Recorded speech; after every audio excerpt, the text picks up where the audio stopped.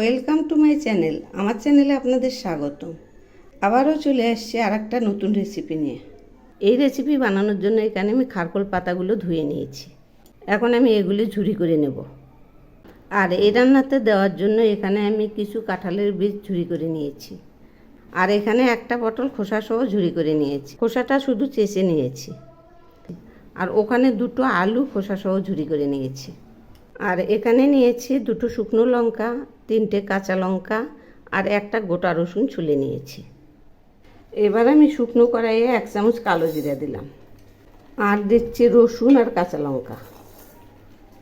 এগুলি আমি তেল ছাড়া শুকনো কড়াইয়ে ভেজে নেব। ভাজা প্রায় হয়ে এসছে। এই যে দেখুন লঙ্কাগুলো একটু লাল লাল হয়েছে। এখন আমি এগুলি নামিয়ে নেব। এবার আমি কড়াইয়ে 3 চামচ সরিষার তেল দিলাম। তেল গরম হয়েছে। এখন আমি শুকনো লঙ্কাটা ভেজে নিচ্ছি। এবার একটু নেড়ে দিচ্ছি। একটু লাল লাল করে ভেজে নেব। ভাজা হয়ে গেছে। এখন নামিয়ে নিচ্ছি। এবার আমি এর মধ্যে দিচ্ছি বড় একটা ঝুরি করা পেঁয়াজ। আর এর সঙ্গে দিচ্ছি ঝুরি করা ওই সবজিগুলো।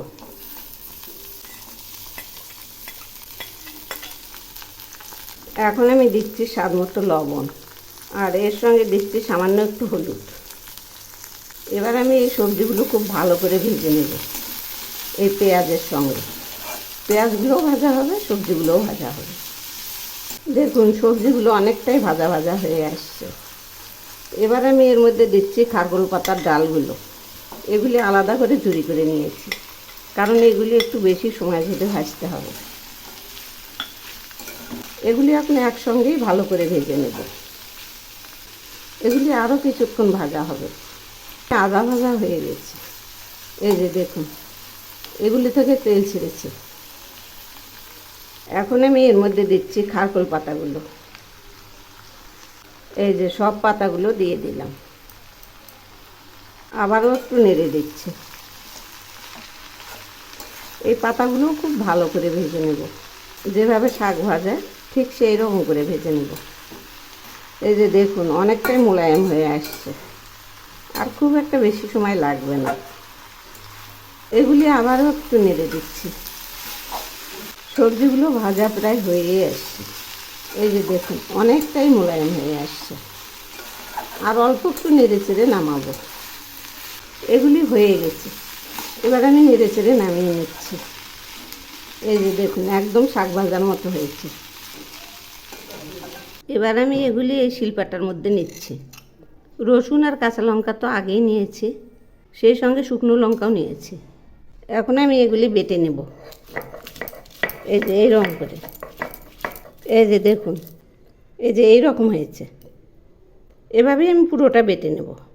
বাটা হয়ে গেছে। আর এইটুকু আছে।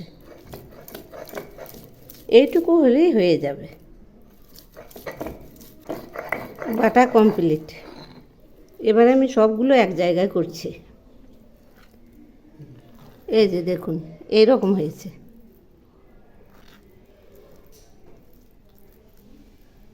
এখন আমি এর মধ্যে লেবু চিপে দিচ্ছি। ছোট্ট এক টুকরো দিলাম। আর দিচ্ছি 1 চামচ কাঁচা সরিষার তেল। এগুলি এখন মেখে নিচ্ছি। এরকম করে মেখে থালায় উঠাবো। এই যে দেখুন মাখা হয়ে গেছে। বাটাগুলো থালায় তুলে নিয়েছি। দেখুন না কত সুন্দর হয়েছে। এভাবে একবার বানিয়ে খেয়ে দেখবেন, অপূর্ব স্বাদ।